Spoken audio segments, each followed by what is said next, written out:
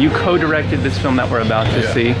What gave you the idea to do it? Well, actually, this thing got put into place about 2 years ago. We had initially met with the Black Alumni Association. They wanted to do something to honor Coach Wooden, and he wasn't doing that well at the time. So we kind of got an interview with him. He was gracious enough to let us come to his house and sit down for about 45 minutes. Just kind of talked about a wide range of topics, focusing just kind of on his impact and diversity. And then Coach Wooden obviously tragically passed away last June. So they were trying to do an event before he passed away, but then we felt the 1 year anniversary of his passing was kind of the best time to celebrate his life and celebrate his legacy.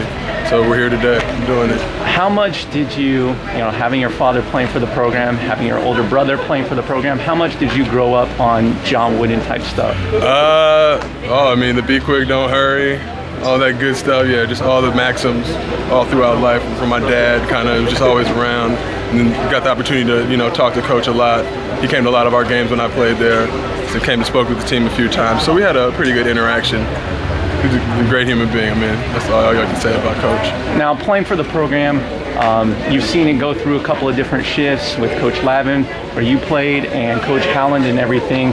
What do you think about the progression of the program? Do you think it is where the standard was set by John Wooden? Do you think it's at that level? I think, a lot of people kind of try and compare UCLA now to what Coach Wooden did, and let's just be honest, there's no other coach that's going to do what Coach Wooden did. So, I mean, Coach Howland has a ton of pressure on him, but I think if you look in the NBA right now, with all the guys, first year and second year guys that left between the Westbrooks and Kevin Loves and all that, I mean, they're your national championship teams right there. Back in the day, guys were staying for 4 years, so it's a whole different ball game nowadays with the one and doneers and all that good stuff. So I think I have a tremendous respect for Coach. 3 Final Fours, and then just being able to keep the program the way it is an amazing thing.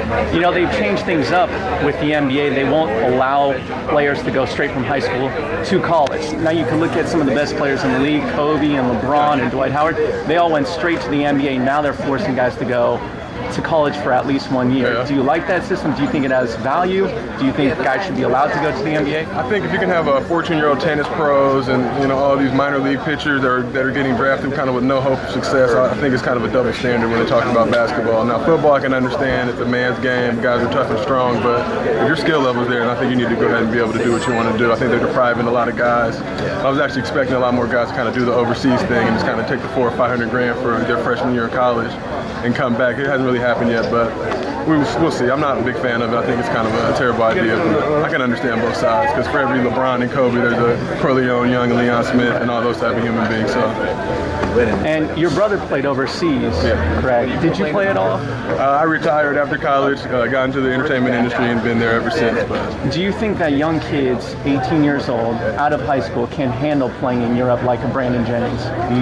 They probably need some family support there. I think they can barely handle being in college, so it's a whole other ball game out there. And that European or that culture in international basketball is a lot different. So as long as they have a good support system in place, I think they can definitely maintain and handle it. But for a guy to go out there by himself as an 18-year-old, that's a lot to ask anybody. A lot has been in the news about Ohio State, what's going on with their program, where the guys are trading some of their swag for tattoos, other benefits, and everything. So obviously that's been a real, hot topic lately. For someone who was a student athlete, how tough is it to avoid that kind of stuff? I mean, it's tough when you have the NCAA saying all that stuff on one end, and then on the other end selling all these jerseys and making billions of dollars in profit off of it. The hard work of players. It's almost kind of, I don't want to compare it to slavery, but you do get a free education, and a lot of people look and point to that. But if you really broke down how much a program like UCLA makes in a year, the athletes need to be compensated better. I don't think it needs to be money, but just making sure they're taken care of, because a regular student has the opportunity to have a job, have really a normal life, whereas when you're playing a sport, it's 24 hours a day in college, so there's not really any opportunity to go out there and do that, support yourself. So I think they just need to put systems in place to allow athletes to be able to get jobs or do whatever they can to kind of just, be able to support themselves in school. And what they brought with your scholarship, is there enough money left over after you pay for tuition and everything to just be able to get by?